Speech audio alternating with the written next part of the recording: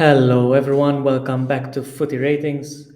Today we're gonna go over who I think are the top 5 worst transfers so far in the Premier League.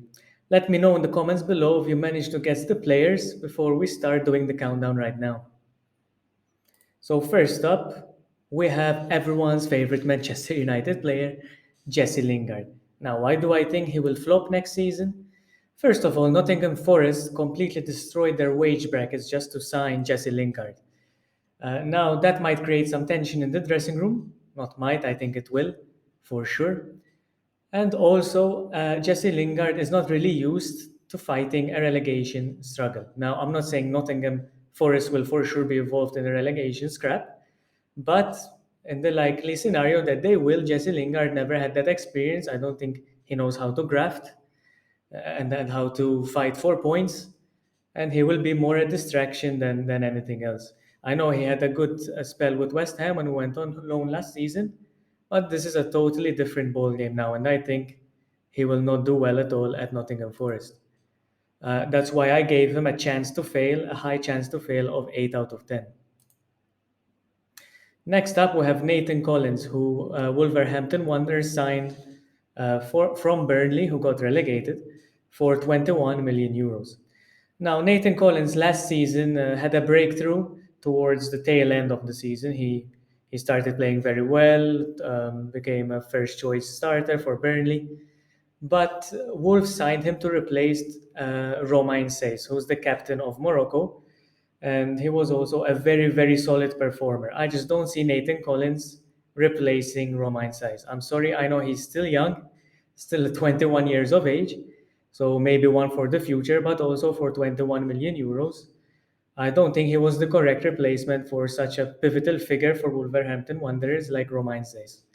But still, considering his age and still he has a potential to explode, I gave him a lower chance to fail at 6. Now we start to get to more arguable selections. So I have Kalidou Koulibaly here, a player I liked a lot for Napoli, but I think the time to buy him was about 2 years ago, not now. For anyone who watches Serie A, he is very solid defender. He has very strong, very good positioning. But if a player has some pace, he tends to make a mistake and they go past him very easily. And that's why for the Premier League, I don't think he's very suited for that type of league. Of course, I could be wrong and he could have an amazing season, but I just can't see him being good in the Premier League. And I give this transfer a chance to fail, a rating of 7. And next up, we have Richarlison. Now, Richarlison divides opinion like no other player, basically. You either love him or you hate him. For Everton, he was the main man. I think he likes to play in a team where he's the most important player, at least he thinks he is.